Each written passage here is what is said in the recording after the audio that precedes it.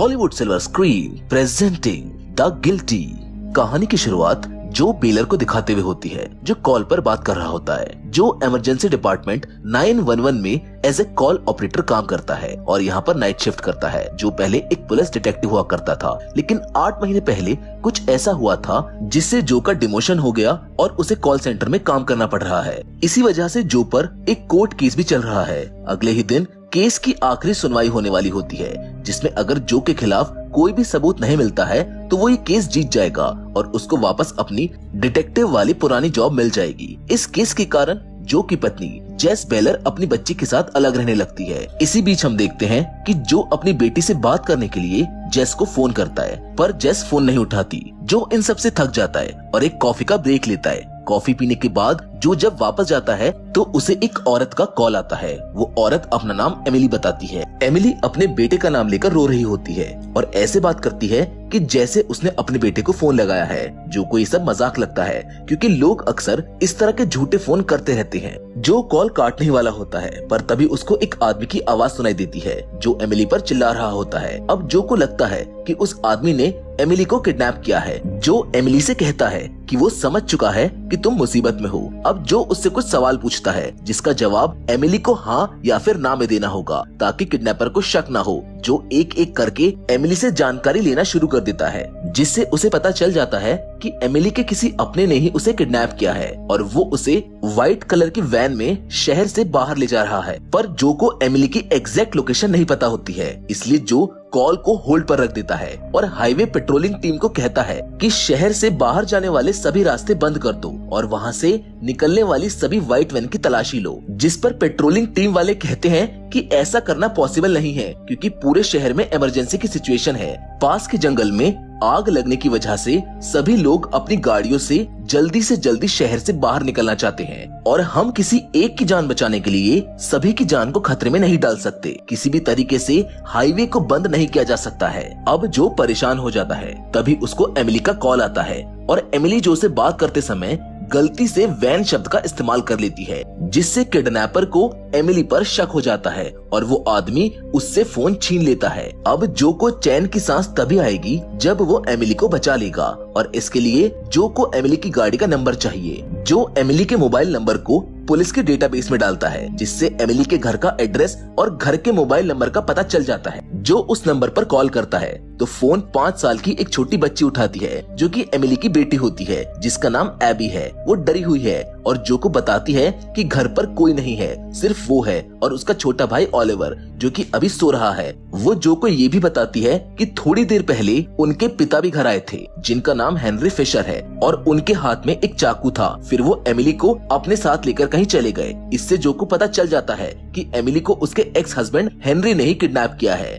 AB जो को Henry का मोबाइल नंबर देती है और उस नंबर से जो गाड़ी का नंबर पता कर लेता है, जिसके बाद वो हेनरी का क्रिमिनल रिकॉर्ड चेक करता है, जहाँ पर ढेर सारे केसेस होते हैं। हेनरी जाते जाते एबी से ये भी कहता है कि ओलिवर को अभी मत जगाना, जो उसे समझाता है कि थोड़ी देर में वो उसके घर पर पुलिस को हेल्प के लिए भेज रहा है और अगर कोई प्रॉब्लम हो तो 911 पर कॉल करके कह देना कि जो से बात करनी है। अब वो अपने सीनियर मिलर को फोन लगाकर कहता है कि जल्दी से एक यूनिट हेनरी के पीछे भेजो, जबकि एक यूनिट एबी और ओलिवर को उनके घर से निकालने के लिए भेजो। जिस पर उसका सीनियर उससे कहता है कि वो सिर्फ एबी को बचाने के लिए यूनिट भेज सकता है। मिलर उसको ये भी समझाता है कि ये तुम्हारा काम नहीं है, तुम्हें सिर्फ कॉल ऑपरेटिंग के लिए रखा गया है और कल तुम्हारे केस की सुनवाई है। मैंने तुम्हारे लिए झूठे गवाहों को तैयार कर दिया है, तुम सिर्फ अपने केस पर ध्यान दो। जो मिलर की इन बातों को सुनकर शांत हो जाता है। उसे अपने पुराने केस की झलक याद आने लगती है। जो एमिली को कॉल करता है, लेकिन कॉल नहीं लगता।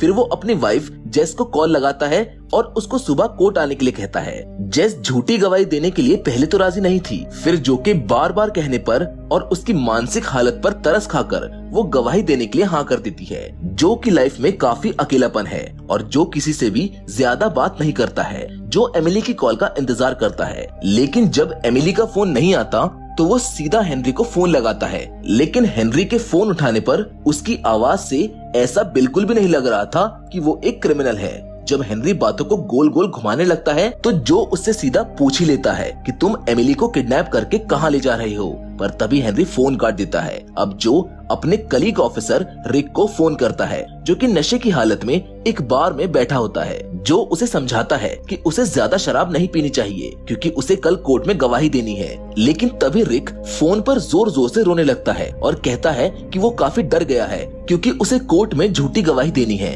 और अगर उसका झूठ पकड़ा गया तो उसकी नौकरी भी जा सकती है। जिस पर जो उसे समझाता है कि ऐसा कुछ भी नहीं होगा, जिसके बाद वो उसे एमिली के केस के बारे में बताता है और रिक को एमिली के घर भेजता है ताकि रिक पता कर सके कि हेनरी एमिली को कहाँ लेकर गया है। तभी एक फीमेल ऑफिसर बताती है कि एक छोटी बच्ची का कॉल आया था जो कि जो से बात करना चाहती है। जो समझ जाता है कि ये कॉल एबी का है। एबी उसे बताती है कि दरवाजे पर कोई आया है, जो उसे कहता है कि वो मैंने ही पुलिस को तुम्हारी मदद के लिए भेजा है। तब जाकर एबी दरवाजा खोलती है। पुलिस ऑफिसर बताता है कि एबी के कपड़ों पर खून लगा है जो कि उसका नहीं है और घर की तलाशी लेने पर पता चलता है कि ये खून उसके छोटे भाई ओलिवर का है। इसका मतलब ओलिवर सो नहीं रहा था बल्कि उसकी मौत हो चुकी है। उसके पेट में चाकू को बार बार मारा गया था। जिसके बाद फिर से कॉल कट हो जाती है क्योंकि जो की शिफ्ट खत्म हो गई थी। लेकिन जो अपनी कुर्सी को अब तभी छोड़ेगा जब वो एमिली को बचा लेगा। इसीलिए जो एमिली को फोन करता है और उससे पूछता है कि अब तुम कहाँ बैठी हो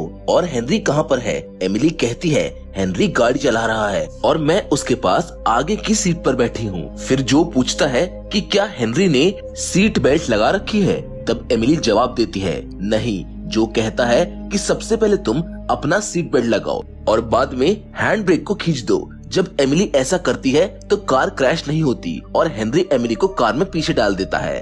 अब जो एमिली से दोबारा पूछता है कि क्या तुम्हारे आसपास कोई भारी चीज है। एमिली के पास ईंट होती है। जो कहता है कि जैसे ही हेनरी कार रोककर तुम्हारे पास आएगा तुम उसे जितना जोर से हो सके उतनी जोर से इस ईंट से मार देना क्योंकि हेनरी यही डिजर्व करता है। तभी बातों ही बातों में एमिली कहती है कि हेनरी इतने गुस्से में क्यों है। मैंने तो बस ओलिवर के पेट से सांप ही तो निकाले थे, लेकिन उससे देखो ओलिवर की तबीयत ठीक है और अब वो रो भी नहीं रहा। ये सब सुनकर जो हैरान हो जाता है, उसे कुछ भी समझ नहीं आता। वो एमिली से कहता है कि मुझे और भी ज्यादा डिटेल में बताओ कि क्या हुआ था। एमिली बताती है कि ओलिवर सुबह से रो रहा था क्योंकि उसके पेट में बहुत ज्यादा दर्द था। इसलिए मुझे लगा कि शायद उसके पेट में सांप चला गया है, जिसे बाहर निकालने के लिए मैंने चाकू से उसके पेट को फाड़ा, जिससे ओलिवर शांत हो गया और उसने रोना भी बंद कर दिया। ये सुनकर जो हैरान का हैरान रह जाता है। उसे पता चल जाता है कि हेनरी की कोई गलती नहीं है। दरअसल ओलिवर को एमिली ने मारा था। हेनरी तो अपनी बच्ची को बचाने के लिए एमिली को दूर ले जा रहा था। वहीं दूसरी तरफ एमिली को किसी तरह का पछतावा नहीं होता है क्योंकि जो ने कहा था कि हेनरी यही डिजर्व करता है। अब जैसे ही हेनरी एमिली के पास जाता है तो वो ईंट को जोर से उसके सर पर मारकर भाग जाती है, जिसे जो भी सुन रहा होता है और इन सब को सुनकर उसके हाथ पैर सुन पड़ जाते हैं क्योंकि इसमें गलती जो की ही थी। जिसके बाद उसको रिक का फोन आता है और वो जो को बताता है कि एमिली पहले एक मेंटल हॉस्पिटल की पेशेंट थी। हेनरी के पास इलाज के पैसे नहीं थे, इसलिए एमिली की हालत और भी ज्यादा खराब हो चुकी थी और हेनरी उसे मेंटल हॉस्पिटल ही ले जा रहा था। यानी इस सब की वजह एमिली है, ना कि हेनरी। एमिली की मानसिक हालत खराब होने के कारण उसे लगता है उसने ओलिवर के पेट से कीड़े निकालकर उसकी हेल्प की है और जिससे जो को लग रहा था कि वो एमिली की हेल्प कर रहा था। लेकिन अब जो हेनरी को कॉल लगाता है। हेनरी के सर से बहुत खून निकल रहा था। वो बुरी तरह से रो रहा था क्योंकि उसका बेटा ओलिवर मारा जा चुका था। उसे तो बस अपनी बेटी के पास जाना था। थोड़ी देर बाद फिर कॉल कट हो जाता है। जो बहुत ज्यादा परेशान होता है। वो सोचता है कि अगर उसने इस मामले में इंटरफेयर नहीं किया होता तो आज हेनरी एमिली को मेंटल हॉस्पिटल में एडमिट करा देता और ऐसा हादसा होने से बच जाता। जो एमिली को फोन लगाता है, लेकिन एमिली उसके फोन का कोई जवाब नहीं देती है। थोड़ी देर बाद एक ऑफिसर जो को आकर कहता है कि तुम्हारे लिए एक फोन आया है और वो फोन किसी और का नहीं बल्कि एमिली का होता है। एमिली बताती है कि वो इस वक्त एक हाईवे ब्रिज पर है और बातों ही बातों में एमिली की नजर अपने कपड़ों पर पड़ती है। उसे बहुत सारा खून नजर आता है। वो जो से पूछती है कि मेरे कपड़ों पर जो खून लगा है वो किसका है। मुझे तो ऐसा लगता है कि शायद मैंने किसी का खून कर दिया। जिसके बाद उसे अपने बच्चों की याद आती है। उसे पता चलता है कि उसने ही ओलिवर को मारा है। एमिली फूट फूट कर रोने लगती है और जो से कहती है कि मैंने अपने ही बेटे को मार दिया, इसलिए मुझे जीने का कोई हक नहीं है। एमिली कहती है कि वो इस फ्लाईओवर से कूदकर अपनी जान देने वाली है, तभी जो पुलिस को एमिली के पास मदद के लिए भेज देता है और एमिली से कहता है कि अभी भी लोग तुमसे प्यार करते हैं और तुम मरना डिजर्व नहीं करती क्योंकि तुमने बेकसूर लोगों को नहीं मारा। अगर किसी को मरना चाहिए तो मुझे, क्योंकि सारी गलती मेरी ही है। इतना कहकर जो बहुत जोर जोर से रोने लगता है और एमिली को बताता है कि 8 महीने पहले उसने एक 19 साल के बेकसूर लड़के जेकब को गोली मार दी थी क्योंकि वो बहुत ज्यादा गुस्से में था। जो कहता है कि कल कोर्ट में मेरी सुनवाई है और मैं झूठे गवाह साबित करने वाला हूँ कि मैंने उस बच्चे को नहीं मारा। अब देखा जाए तो एमिली और जो दोनों की हालत एक जैसी ही है। उनकी मानसिक हालत खराब है, इसलिए वो समझ नहीं पाते कि क्या सही है और क्या गलत। लेकिन इन दोनों में एक फर्क है। एमिली को जब सच पता लगता है तो उसे पछतावा होता है और वो खुद को सजा देना चाहती है। वहीं दूसरी ओर जो को पता है कि उसने जेकब को मारा है, पर फिर भी वो खुद को गिल्टी नहीं मानता। इसी वजह से जो की पत्नी उससे दूर रहती है। जो ने 8 महीने में पहली बार किसी से खुल के बात की है, जिससे उसका मन काफी हल्का हो गया। तभी एमिली के पास पुलिस वाले आ जाते हैं और सायरन की आवाज सुनते ही एमिली फिर से परेशान हो जाती है और कहती है कि अब वो मरने वाली है। इतना कहते ही वो फोन काट देती है। जो रोने लगता है क्योंकि उसको लगता है कि शायद उसकी गलती से ही एमिली ने फ्लाईओवर से कूदकर जान दे दी। बार बार फोन लगाने पर पुलिस वाले फोन उठाते हैं और कहते हैं कि एमिली कूदने ही वाली थी, लेकिन हमने उसे बचा लिया। ये सुनकर जो की जान में जान आती है क्योंकि आज उसकी वजह से किसी की तो जान बच पाई थी। उसकी ये खुशी और भी ज्यादा जब हो गई जब उसको ये पता चला कि ओलिवर अभी जिंदा है और वो आईसीयू में एडमिट है। जो ने आज 2 जाने और एक परिवार को बिखरने से बचा लिया था, पर एक परिवार को उसने 8 महीने पहले उजाड़ दिया था। जो को अब अच्छे और बुरे के बीच का फर्क समझ में आने लगा था। वो अपने बुरे काम को याद करता है, उनके लिए प्रायश्चित करना चाहता है। इसलिए वो रिक को फोन करके कहता है कि कल सुबह कोर्ट में झूठी गवाही मत देना, जो कुछ भी हुआ था वो सच सच बता देना। रिक कहता है कि वो ऐसा नहीं करेगा क्योंकि ऐसा करने से तुम्हें जेल हो सकती है, तुम अपनी बेटी से भी नहीं मिल पाओगे। जो इन सब का अंजाम जानता था, लेकिन फिर भी वो अपने पापों का प्रायश्चित करने के लिए एक एक गवाहों को फोन करता है और उनको कोर्ट में सच कहने के लिए कहता है। अंत में जो एक न्यूज जर्नलिस्ट को फोन करके उसे अपने साथ हुई सारी घटना के बारे में बता देता है। कोर्ट में फैसला जो के खिलाफ आता है, लेकिन फिर भी वो आज खुश था क्योंकि उसने अपने लाइफ की सबसे बड़ी जंग जीत ली थी। और इसी खुशी के साथ जो की ये कहानी यहीं पर खत्म हो जाती है। हम उम्मीद करते हैं कि आपको इस फिल्म की कहानी पसंद आई होगी।